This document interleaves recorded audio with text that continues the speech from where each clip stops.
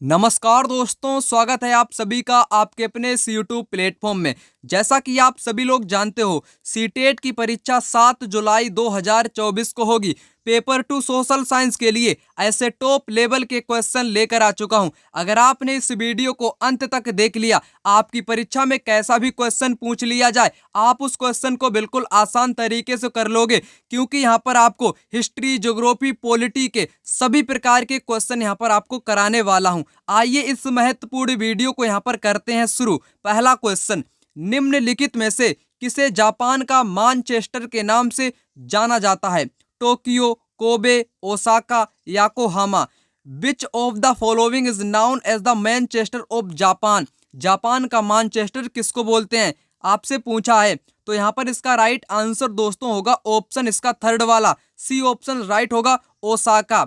Osaka को क्या बोलते हैं? जापान का मानचेस्टर बोलते हैं। अगर बात की जाए भारत की, किसकी बात की जाए? अगर बात की जाए भारत का मानचेस्टर किसको बोलते हैं, तब आपको बताना पड़ेगा अहमदाबाद। किसको?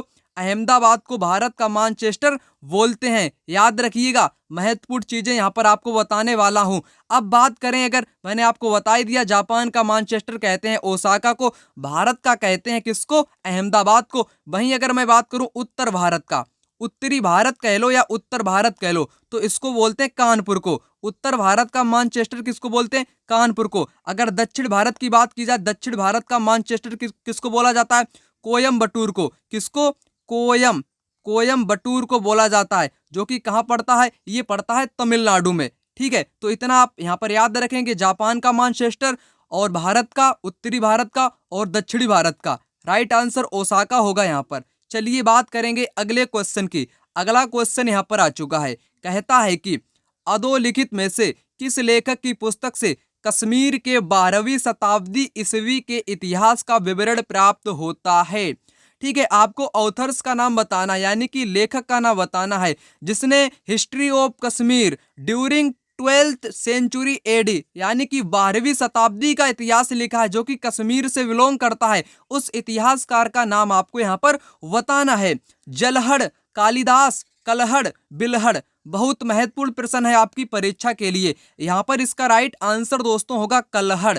कलहड़ जो है ये कहाँ का रहने वाला है? ये कश्मीर का रहने वाला है। ये ब्राह्मण है। कौन है? पंडित है। ये बुद्धिमान है। इसको इतिहासकार भी बोलते हैं। ठीक है, क्योंकि इसने इतिहास की रचना की है। इसकी पुस्तक का नाम भी मैं आपको यहाँ पर बताऊंगा। कलहड़ कौन है? कलहड़ दोस्तों एक इतिहासकार है। इसके द्वारा लिखी गई पुस्तक आप लोग याद रखेंगे। पुस्तक अगर आपकी परीक्षा में पूछा जाए तो वो भी महत्वपूर्ण है। तो पुस्तक का नाम है राज तरंगड़ी।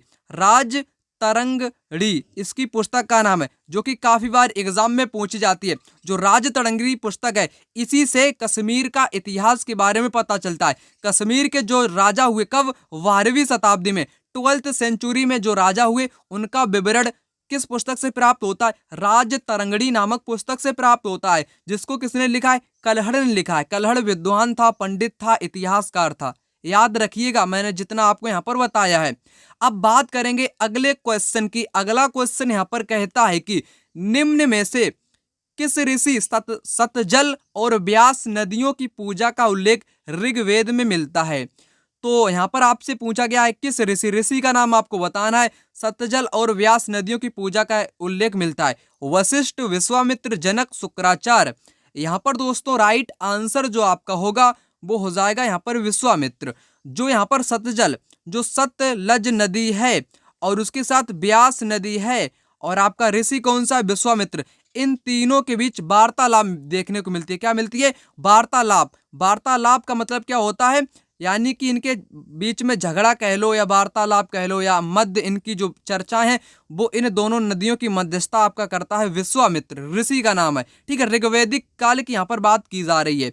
चलिए बात करेंगे अगले प्रश्न की। अगला प्रश्न यहाँ पर बोलता है कि क्षोभ मंडल के विषय में निम्नलिखित में से कौन सा कथन सत्य है? ज्यादातर परीक्षा में क्वेश्चन इसी प्रकार से आपकी पूछे जाते हैं। उसी प्रकार से मैंने आपके लिए यहाँ पर क्वेश्चन भी सिलेक्ट किए हैं, जो कि परीक्षा में आपके लिए ज्यादा से ज्यादा महत्वपूर्ण साबित हो सकें। अब बात करेंगे यहाँ पर क्षोभ मंडल के बारे में। यहाँ पर कथन दिए गए, सही वाला कथन आपको बताना है। उसके भी यहाँ पर आपको बताए गए हैं, एक सही है, दोनों सही है, तीनों सही है, कौन सा सही है, कौन सा नहीं सही है। अब आते हैं क्वेश्चन पर। इसकी औसत ऊंचाई 13 किलोमीटर होती है। मौसम की लगभग सभी घटनाएं इसी परत के अंदर होती हैं। यहाँ की परिस्थितियां हवाई जहाज को उड़ाने के लिए आदर्श होती हैं। चलिए बात करेंगे अब क्षोभ मंडल की। क्षोभ मंडल की जो औसत ऊंचाई होती है वो 13 किलोमीटर, 14 किलोमीटर, 15 किलोमीटर, लगभग 20 से आपकी मतलब 20 किलोमीटर तक होती है। बिल्कुल सही बोला गया है। मौसम की जितनी भी घटनाएं होती हैं, जैसे मैं यहाँ पर लिखना चाहूँ, आंधी लिख दूं, तूफान लिख दूं, बारिश लिख दूं, क्या लिख दूं, वर्षा लिख दूं, ठीक है, वर्षा लिख दूं, ओला लिख दूं, ये सभी किसमें होता है, ये सभी होता है क्षोभ मंडल वाली परत में। यानी कि जितनी भी मौसम से संबंधित घटना है वो सभी आपकी क्षोभ मंडल में ही होती हैं। दोनों यहाँ पर सही दिए गए हैं। यहाँ की परिस्थितियां हवाई जहाज उड़ाने के लिए आदर्श होती हैं, बिल्कुल गलत दिया गया है। क्योंकि यहाँ पर मौसम की घटनाएं होंगी तो वायुयान जो होंगे वो वहां पर उड़ने के लिए आदर्श नहीं होंगे। कहां पर उड़ने के लिए आदर्श होते हैं, ये होते हैं समताप मंडल में। कहां पर में समताप मंडल में आदर्श माने जाते हैं हवाई जहाज उड़ाने के लिए। तो यहाँ पर थर्ड वाला आपका गलत है, पहला दूसरा सही है। पहला दूसरा ऑप्शन पहले में ही है, तो पहला यहाँ पर इसका राइट आंसर होगा। थर्ड वाला आपका यहाँ पर गलत ही दिया गया है। जिन जिन में थर्ड लगा हुआ है वो यहाँ पर आपका गलत हो जाएगा। मैंने आपको बताया पहला वाला यहाँ पर राइट आंसर होगा। अब बात करेंगे अगले प्रश्न की। कहता है कि निम्नलिखित कथनों पर विचार करें, विचार करिएगा। उत्तर वैदिक काल में स्त्रियों को भी शूद्रों के साथ जोड़ा जाता था। महिलाओं और शूद्रों दोनों को वेदों को अध्ययन करने की अनुमति नहीं थी। यहाँ पर आपके दो कथन दिए गए हैं, दोनों कथनों को आपको समझना है। अगर मैं बात करूं उत्तर वैदिक काल में जो स्त्रियां थीं, ठीक है, स्त्रियों को भी वेद अध्ययन की अनुमति नहीं थी, ना ही शूद्रों की थी। तो एक तरीके से दोनों कथन यहाँ पर आपकी सही दिए गए हैं, वो भी NCERT के अनुसार यहाँ पर दोनों कथन आपकी सही दिए गए हैं। वहीं पर ये दोनों स्टेटमेंट दिए गए थे जो कि महत्वपूर्ण है परीक्षा के लिए, इसलिए मैंने यहाँ पर आप लोगों के लिए यहाँ पर क्वेश्चन तैयार किया है। तो यहाँ पर दोनों राइट आंसर होंगे। Both statement are true, both statement are true. चलिए बढ़ते हैं अगले प्रश्न की तरफ। अगला प्रश्न यहाँ पर आ चुका है। कहता है कि, ठीक है, कहता क्या है, मुगल साम्राज्य की स्थिरता का आधार क्या है। Stability of the Mughal empire was depended on, यानी कि जो मुगल साम्राज्य है वो किस पर आधारित है, उसकी स्थिरता का आधार क्या है, किस कारण से मुगल साम्राज्य चलता था, आपको बताना है। केंद्रीकृत प्रशासनिक नीति और सम्राट का नियंत्रण, ये तो था ही। सैनिक अभियान, युद्धों द्वारा विस्तारीकरण, ये भी तभी चलेगा जब उनके पास धन होगा। भूमि कर, जो आय का मुख्य साधन था। आसपास क्षेत्रों से मित्रता, वैवाहिक संबंध। तो सबसे उपयुक्त कथन जो यहाँ पर आपका होगा, थर्ड ऑप्शन यहाँ पर हो जाएगा। भूमि कर जो आय का मुख्य साधन था, जब उनके पास आय होगी तभी तो वो लोग क्या करेंगे, केंद्रीकृत प्रशासनिक नीति बनाएंगे, सम्राट पर नियंत्रण करेंगे और उसके पश्चात सैनिक अभियान और युद्धों का विस्तारीकरण करेंगे। किसके कारण, जब उनके पास आय का साधन होगा, यानी कि जब धन होगा तभी वो हर एक चीजें वहां पर कर पाएंगे। तो कहने का मतलब है यहाँ पर राइट आंसर ऑप्शन थर्ड होगा। Income, the income from land revenue as it was their main source in income. Land revenue यानी कि जो भूमि कर है वो ही सबसे मुख्य यहाँ पर साधन था। कहां पर, मुगल साम्राज्य की स्थिरता का। अब बात करेंगे अगले प्रश्न की। अगला प्रश्न यहाँ पर आ चुका है। कहता है कि शाहजहां द्वारा दीवाने आम बनवाने के संदर्भ में निम्नलिखित में से कौन सा कथन उपयुक्त है। प्रजा में संतोष बेहतर प्रशासन में सहायता करता है। अपराध की दर को नियंत्रित करना आवश्यक था। ताजमहल का सफेद रंग संगमरमर शांति का प्रतीक था। राजा का न्याय छोटे बड़े को एक समान मानता है। आपसे पूछा क्या गया है और ऑप्शन में यहाँ पर अलग अलग दे दिया गया है। आपको कॉमन सेंस लगाकर इसका राइट आंसर देना है, क्योंकि शाहजहां ने किसका निर्माण करवाया था, दीवाने आम का निर्माण कराया था। उसका मकसद था चाहे व्यक्ति चाहे गरीब हो, चाहे अमीर हो, चाहे जैसा भी हो, यानी कि उसको एक समान न्याय वहां पर दिलाया जाएगा। इस प्रकार राइट आंसर होगा यहाँ पर डी वाला ऑप्शन। राजा का न्याय छोटे बड़े को एक समान मानता है। The king justice treats the big and the small equally. D option यहाँ पर इसका करेक्ट आंसर होगा। बात करेंगे अगले प्रश्न की। अगला क्वेश्चन यहाँ पर बोलता है कि स्टेक का निर्माण होता है। स्टेक का निर्माण होता है, कई बार मैंने आपको बताया है, नदियों द्वारा, सागरों द्वारा, पवनों द्वारा, ग्लेशियर द्वारा। ठीक है, तो स्टेक इज क्रिएटेड बाय, यानी कि किसके द्वारा निर्माण होता है, तो स्टेक की अगर मैं बात करूं तो ये सागर के द्वारा बनाया जाता है। ठीक है, एक इस्तेलाह करती है कौन सी, स्टेक, समुद्र की। जो समुद्र की तरंगे हैं वो लगातार उठती रहती हैं, उसी के निक्षेपण का एक आपका परिणाम देखने को मिलता है, स्टेक, स्टेक बोलते हैं। इसकी जो संरचना होती है दीवार की संरचना होती है, दीवार जैसी संरचना को क्या बोला जाता है दोस्तों, इसी को बोला जाता है स्टैक, याद रखिएगा। अगर मैं बात करूं नदियों के द्वारा, जैसे आपकी होगी, क्या हो गया, डेल्टा हो गया आपका, ठीक है, चाप झील हो गई, भितारिका हो गई, जलप्रपात हो गया, ये सभी नदियों के द्वारा बनाई गई स्थलाकृतियां होती हैं। पवन के द्वारा जैसे छत्रक शैल, मैं यहाँ पर लिख दूं, छत्रक शैल हो गया, लोयस हो गया, ठीक है, ये क्या होती हैं, ये पवन के द्वारा बनाई गई आकृतियां होती हैं। इतना आप यहाँ पर याद रखेंगे। अब बात करेंगे अगले प्रश्न की। अगला प्रश्न यहाँ पर कहता है कि वात दिग्दर्शी का इस्तेमाल किया जाता है पवन की गति मापने के लिए, पवन की दिशा दर्शाने के लिए। Only one, only two, one and two, none. तो यहाँ पर आपका कौन सा दोस्तों राइट आंसर होगा, ए वाइंड वैन इज यूज्ड। ठीक है, तो किसमें यूज किया जाता है, वात दिग्दर्शी का। ये दोस्तों राइट आंसर होगा ऑप्शन यहाँ पर सेकेंड, पवन की दिशा दर्शाने के लिए। तो यहाँ पर विकल्प आपका होगा ओनली टू, ओनली टू यहाँ पर इसका राइट आंसर हो जाएगा। अब बात करेंगे अगले प्रश्न की। अगला प्रश्न यहाँ पर आ चुका है, कहता है कि आईने अकबरी के बारे में कथनों को पढ़ें। ये बहुत महत्वपूर्ण प्रश्न है, क्योंकि परीक्षा में कई बार पूछा जाता है। सबसे ज्यादा जो स्टूडेंट कंफ्यूज होते हैं आईने अकबरी, अकबरनामा, इसी में कंफ्यूज होते हैं। आज के बाद आपको कंफ्यूजन यहाँ पर खत्म हो जाएगा, क्योंकि तरीका मैं आपको यहाँ पर बताने वाला हूँ, एकदम सॉलिड तरीका। चलिए बात करेंगे सबसे पहले मैं अकबरनामा की। अकबर, एक बार मैं आपको यहाँ पर बता चुका हूँ, अकबरनामा, जो अकबरनामा ग्रंथ है इसकी रचना किसने की है, अबुल फजल ने की। यहाँ पर लिख देता हूँ, अबुल फजल ने इसकी रचना की है अकबरनामा की। अकबरनामा जो आपकी किताब है या इतिहास की पुस्तक है, इसको 3 भागों में बांटा गया है। अबुल फजल याद रखिएगा अकबरनामा का लेखक है, यानी कि इतिहासकार है या रचयिता है। ठीक है, अब मैं बात करूं अकबरनामा की, किसकी, अकबरनामा। अकबरनामा को 3 भागों में बांटा गया है, पहला भाग, दूसरा भाग, तीसरा भाग। पहला भाग, दूसरा भाग और तीसरा भाग। पहले भाग को बोलते हैं, पहले भाग को प्रथम जिल्द, दूसरे को दूसरी जिल्द, तीसरे को तीसरी जिल्द। पहले वाले भाग में पूर्वज का वर्णन है, पहले वाले में पूर्वज का वर्णन है, दूसरे वाले में शासन का वर्णन है, दूसरे में शासन का, पहले में पूर्वज का, लास्ट वाले को बोलते हैं आईने अकबरी। क्या बोलते हैं, आईने अकबरी बोलते हैं लास्ट वाले को ही, लास्ट वाले को ही क्या बोलते हैं, आईने अकबरी बोलते हैं। और जो आईने अकबरी है इसमें आपके क्या है, शासन का जो कर है, कर व्यवस्था है, राजा की नीतियां हैं, सांख्यिकी है, फसल है, व्यापार है, वो सभी आता है लास्ट वाले में, यानी कि आईने अकबरी में आता है। अब आते हैं क्वेश्चन पर। आईने अकबरी से आपसे पूछा गया है, यह अकबरनामा का दूसरा वॉल्यूम यानी कि भाग है, गलत होगा। दूसरा वाला भाग में क्या है, उसमें अकबर के शासन का वर्णन है, पहले में है पूर्वज, ये अकबर के शासनकाल की घटनाओं का विवरण देती है, नहीं ये देता है सेकेंड वाला। ठीक है, तो ये भी यहाँ पर गलत हुआ।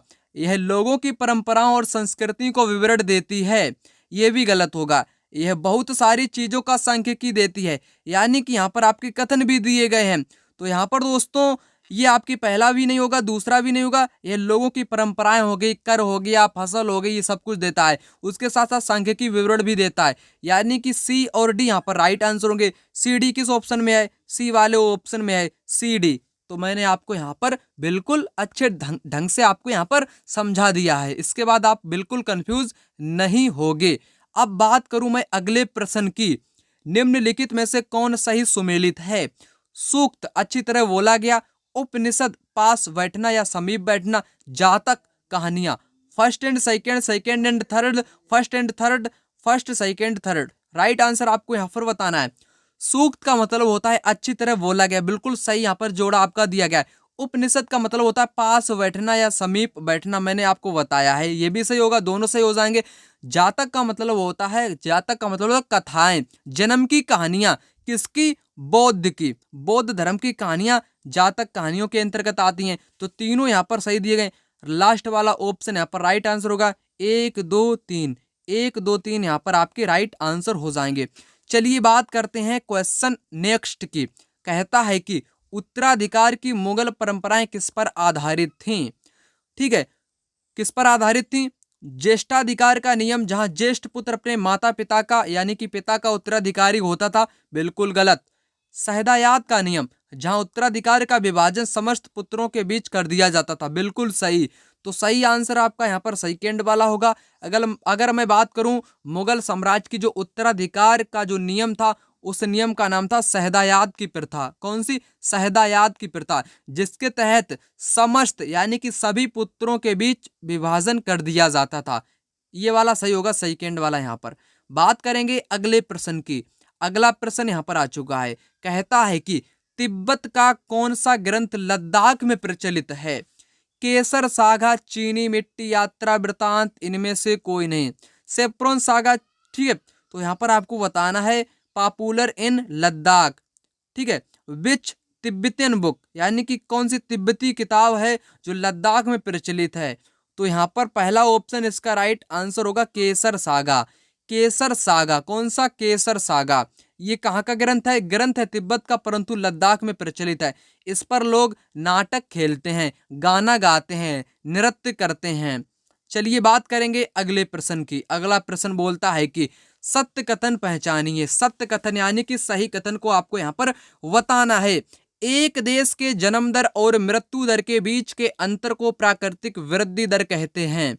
क्या ये यहाँ पर सही बोला गया है? बिल्कुल सही बोला गया है। अगर मैं बात करूं भारत की या अन्य देश की, वहां पर जितने भी जीवित जन्मे बच्चे होंगे, और कैसे यहाँ पर लिख देता हूं, जन्मित बच्चे या जिन्होंने जन्म लिया, उसी के साथ जितने यहाँ पर मृत्यु हुई, ठीक है, मृत्यु हुई, जितने पैदा हुए, जितने मरे, ठीक है, उसके जो अंतर होता है, उनका जो अंतर होता है, उसी को बोलते हैं प्राकृतिक वृद्धि।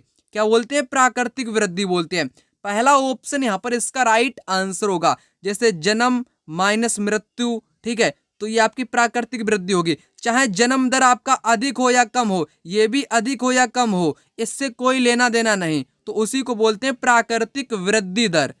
प्रवास एक अन्य कारण है जिससे जनसंख्या के आकार में परिवर्तन होता है। बिल्कुल, सबसे ज्यादा प्रवास कहां पर प्रचलित है? ग्रामीण से नगरीय, ठीक है, रोजगार के कारण जो ग्रामीण क्षेत्र के व्यक्ति हैं वो नगरों की तरफ जाते हैं, जो एक अन्य कारण है। यहाँ पर दोनों कथन आपके सही दिए गए हैं।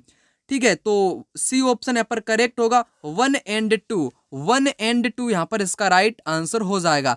चलिए बात करेंगे अगले प्रश्न की। अगला प्रश्न यहाँ पर कहता है कि निम्नलिखित कथनों पर विचार कीजिए।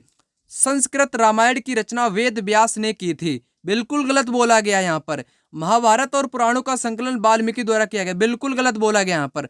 ठीक है, कैसे सही होगा? जैसे संस्कृत जो रामायण है उसकी रचना वाल्मीकि ने की थी। किसने? वाल्मीकि ने की थी। पहले ऑप्शन में होना चाहिए वाल्मीकि।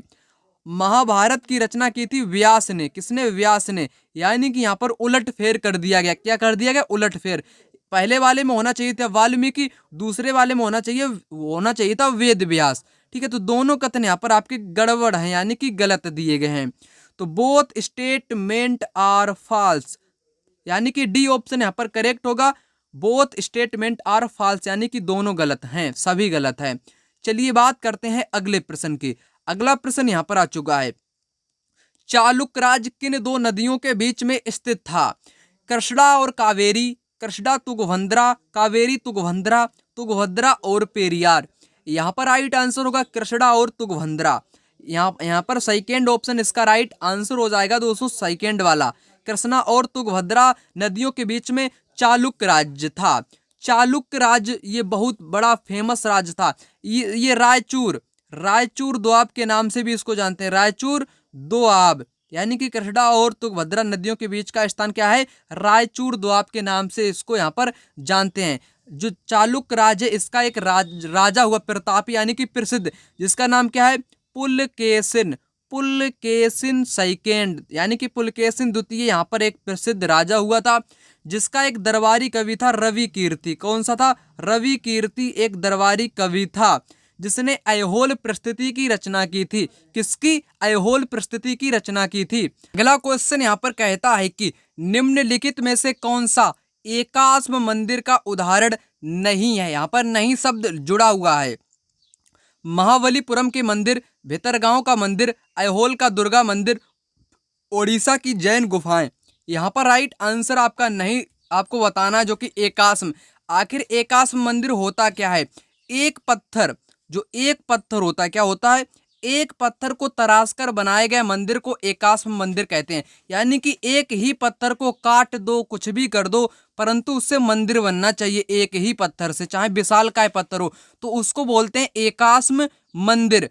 अगर मैं बात करूं महाबलीपुरम, ये भी आपके दक्षिण भारत में है, तमिलनाडु वाले इलाके में है ना, तो ये आपका एकाश्म मंदिर है। भितरगांव का मंदिर ये कानपुर में है, उत्तर प्रदेश के कानपुर डिस्ट्रिक्ट में पड़ता है भितरगांव मंदिर, जो कि ईंटों से निर्मित है। ये बहुत फेमस है, ईंटों से निर्मित मंदिर है भितरगांव मंदिर। ऐहोल का दुर्गा मंदिर भी यहाँ पर राइट होगा, परंतु ओडिशा की जैन गुफाएं ये एकाश्म मंदिर का उदाहरण नहीं है। गलत आपका होगा डी वाला, तो डी वाला आपको यहाँ पर बताना था, वही यहाँ पर आपका राइट आंसर होगा।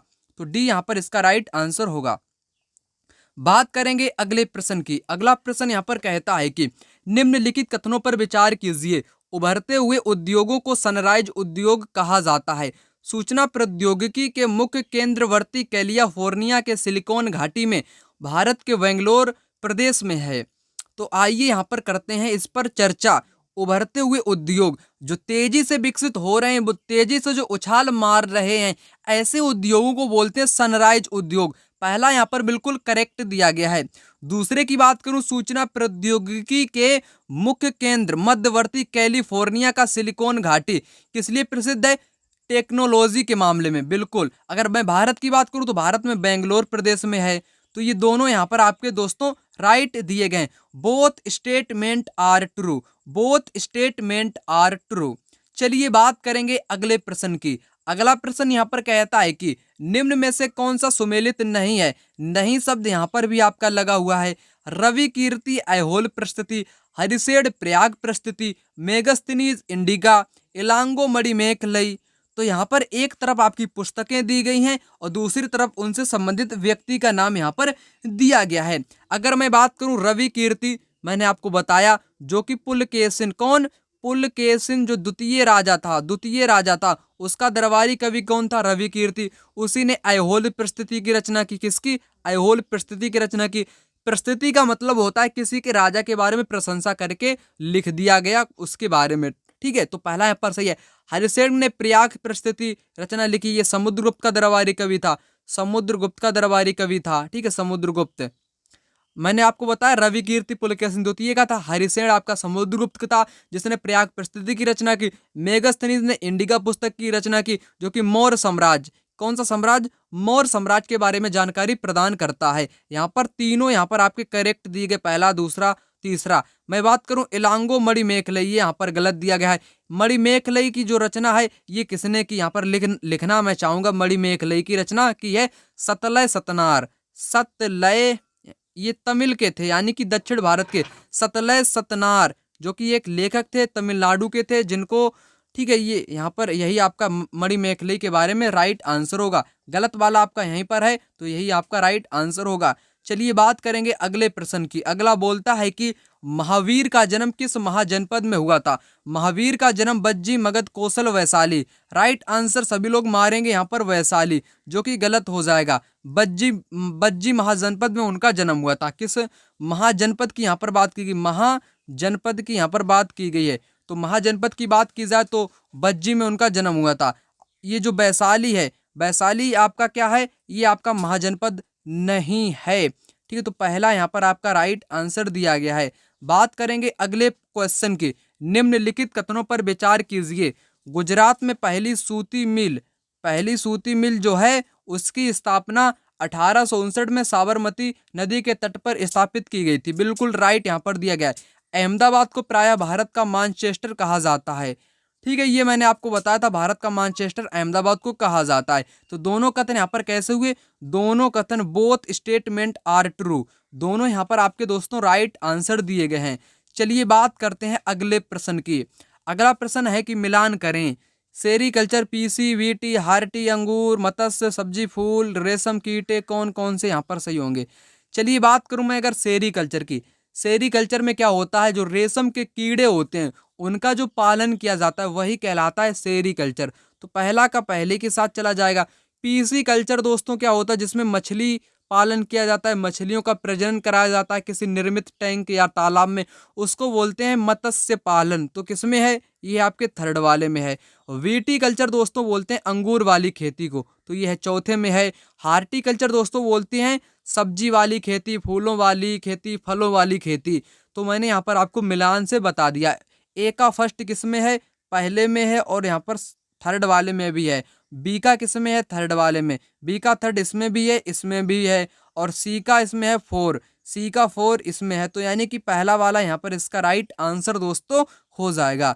चलिए बात करेंगे अगले प्रश्न की। अगला प्रश्न, निम्नलिखित में से कौन सा कथन असत्य है। गलत कथन की आपको यहाँ पर करना क्या है, पहचान करना है गलत वाला कथन। महाद्वीपीय पर्पटी सिलिका और एलुमिना जैसे खनिजों से बनी है, बिल्कुल सही दिया गया है। महासागरीय पर्पटी सिलिका एवं आयरन से बनी है। महासागरीय पर्पटी, ठीक है, तो ये आयरन से बनी है, नहीं सिलिका और मैग्नीशियम से बनी है, गलत। पृथ्वी की सतह पर्पटी के नीचे मेंटल व क्रोध का विकास हुआ है, बिल्कुल। पृथ्वी की आंतरिक परत क्रोड को कहते हैं, जो मुख्यतः निकेल और लोहे से बनी है, बिल्कुल सही है। तो सेकेंड वाला यहाँ पर राइट आंसर होगा। इस क्वेश्चन को आपने नहीं समझ पाया होगा, इसलिए अब यहाँ पर आपको समझाऊंगा। जो पृथ्वी की जो परतें होती हैं वो आपकी कितनी होती हैं, पहली होती है आपकी परपटी, दूसरी होती है मेंटल, तीसरी होती है क्रोड, ठीक है। तो परपटी को बोलते हैं सियाल, दूसरी को बोलते हैं सीमा, तीसरी को बोलते हैं निफे, ठीक है।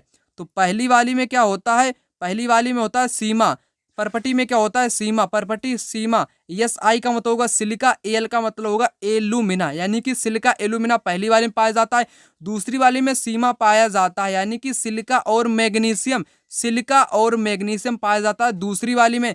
तीसरी वाली में निफे, एनआई का मतलब होगा निकेल, एफी का मतलब फेरस, फेरस का मतलब होगा लोहा।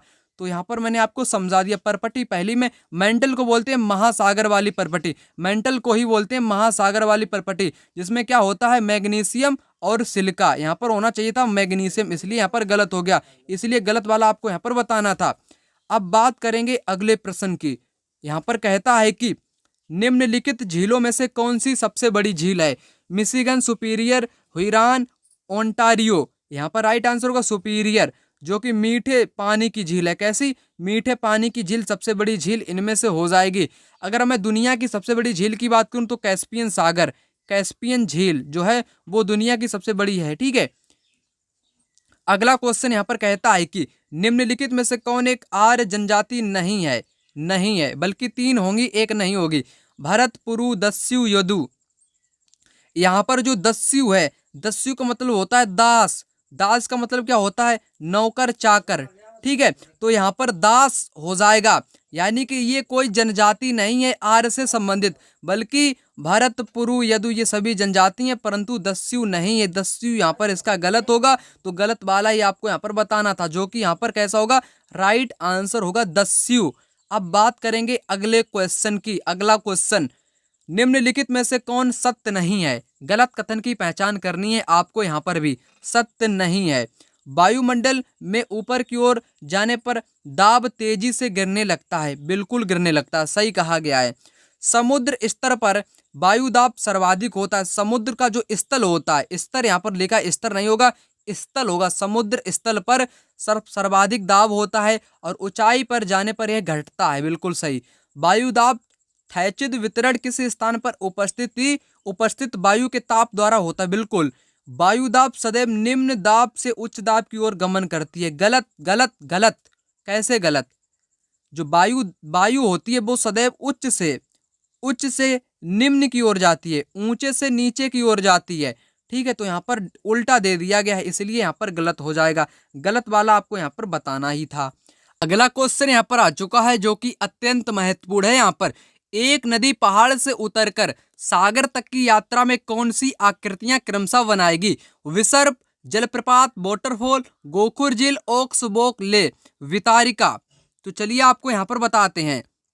नदी पहाड़ से उतरकर सागर तक पहुंचती है, तो वो कौन कौन सी आकृतियां बनाकर चलती है, वो भी आपको क्रम से यहाँ पर बताना है, क्रमशः। तो सबसे पहले यहाँ पर बना लेते हैं पहाड़ को, ठीक है। ये आपका हो गया एक तरीके से पहाड़, यहाँ से नदी आपकी आ रही है, ठीक है।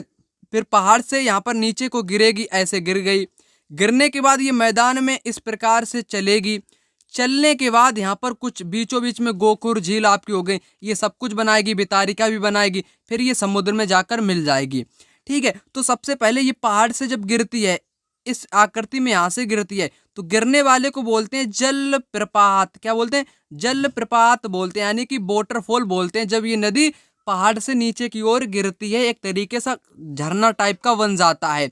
फिर जब ये नदी आती है, जो मैदान में ऐसे ऐसे बहने लगती है सर्प के आकार से, यानी कि इधर गई फिर इधर घूमी उधर घूमी, तो उसी को बोलते हैं विसर्प आकृति। का बोलते हैं? विसर्प आकृति यहाँ पर इसको बोलते हैं। इतना आप यहाँ पर याद रखेंगे। उसके बाद में गोकुर झील भी बनती हैं, झीलें आसपास इधर उधर पानी भाग जाता है तो झीलों का भी निर्माण होता है। उसके बाद वितारिका, कहीं क्षेत्रों में थोड़ा पानी रह गया कहीं उधर, ठीक है, तो ये वितारिका होती है। तो मैंने आपको यहाँ पर समझा दिया। सबसे पहले नदी पहाड़ से नीचे की ओर गिरेगी, तब क्या बनेगा? जलप्रपात बनेगा, यानी कि दूसरा पहला यहाँ पर होना चाहिए। इसमें आपका यहाँ पर दिया गया है, ठीक है, इसमें भी यहाँ पर दिया गया है। जलप्रपात के बाद में बनती है विसर्प आकृति, यानी कि सांप के जैसी ऐसी ऐसी नदी बहने लगती है, ठीक है, पर्वत से आती है फिर वो ऐसे से गिरती है, यहाँ पे ये बनता है जलप्रपात, फिर मैदान में बहने लगती है, उसको बोलते हैं विसर्प आकृति। तो सबसे पहले बनेगा यहाँ पर जलप्रपात, उसके बाद में बनेगा विसर्प आकृति। दूसरा फिर पहला, दूसरा फिर पहला यहीं पर आपका दिया गया है। तो ऑप्शन सी यहाँ पर इसका राइट आंसर यहाँ पर दोस्तों हो जाएगा। नंबर 1 पे होगा जलप्रपात, नंबर दूसरे पे होगा आपका विसर्प, नंबर तीसरे पे होगा गोखरझील, नंबर चौथे पे होगी आपकी वितारिका। आशा करता हूँ आपने यहाँ पर अच्छे तरीके से समझ लिया होगा। अब बात करेंगे नेक्स्ट क्वेश्चन की। कहता है कि सत्य कथन चुने। इनाम गांव घोड़ नदी पर स्थित एक स्थल जो भीमा की सहायक नदी है। बिल्कुल सही बोला गया दोस्तों। इनाम गांव जो है ये पुणे में है। कहाँ पर है? पुणे महाराष्ट्र में है। पुणे महाराष्ट्र में है, जो कि घोड़ नदी के तट पर स्थित है। यहाँ वयस्कों को आमतौर पर जमीन के अंदर सिर के साथ दफनाए जाने की प्रथा है। ये भी यहाँ पर दोस्तों सही बोला गया है, यानी कि दोनों कथन दोस्तों यहाँ पर बिल्कुल राइट आपके दिए गए हैं। दोनों कैसे दिए गए? राइट यहाँ पर दिए गए हैं। 1 और 2 यहाँ पर इसका राइट आंसर हो जाएगा।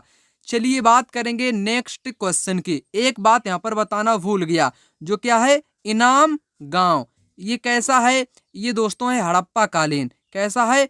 हड़प्पा सभ्यता का एक नगर है, इतना आप याद रखिएगा, ठीक है। तो यहाँ पर कहा गया आईने अकबरी के संदर्भ में निम्नलिखित कथनों पर विचार करें, सही उत्तर का चयन करें। मैं आपको करा तो चुका हूँ ये प्रश्न, अबुल फजल द्वारा लिखा गया, मैंने आपको बताया बिल्कुल सही है। इसमें विभिन्न प्रकार की चीजें, फसलों, कीमतों, राजस्व, मजदूरी वगैरह सांख्यिकी का विवरण है, ये भी सही है। ये अकबर के पूर्वज तो पहले वाले में यहाँ पर थर्ड की बात की गई है। तो यहाँ पर आपका सही कौन सा होगा? ए बी किस ऑप्शन में है? ए बी यहाँ पर किस ऑप्शन में है दोस्तों? ए और बी यहाँ पर सही है, पहले वाले ऑप्शन में यहाँ पर दिया गया है। दोनों यहाँ पर आपके सही दिए गए हैं। अब बात करेंगे नेक्स्ट क्वेश्चन, यानी कि अंतिम क्वेश्चन के। निम्नलिखित में से देशों को उनके जनसंख्या के हिसाब से क्रम में लगाइएगा। अगर मैं बात करूं वर्तमान स्थिति की, तो भारत नंबर 1 पे है, भारत नंबर 1 पे है। चीन दूसरे नंबर पे है। उसके बाद में यूएसए यानी कि अमेरिका है। उसके बाद में पाकिस्तान, उसके बाद में है इंडोनेशिया। कौन सा है? उसके बाद में है इंडोनेशिया, के बाद में पाकिस्तान, के बाद में ब्राजील। अब आपको बताना है क्रम। तो अमेरिका यहाँ पर पहले आएगा अमेरिका नंबर 1 पे। तो नंबर 1 पे अमेरिका आएगा। उसके बाद में क्या आएगा? इंडोनेशिया आ जाएगा, ठीक है। तो 1 2 किसमें है? 1 2 इसमें भी है, इसमें भी है।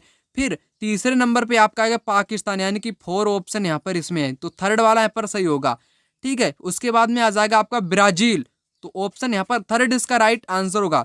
अगर दोस्तों आपको वीडियो अच्छा लगा हो, वीडियो को ज़्यादा से ज़्यादा अपने दोस्तों के साथ शेयर करिएगा। चैनल पर नए हैं तो चैनल को अभी सब्सक्राइब कर लीजिएगा।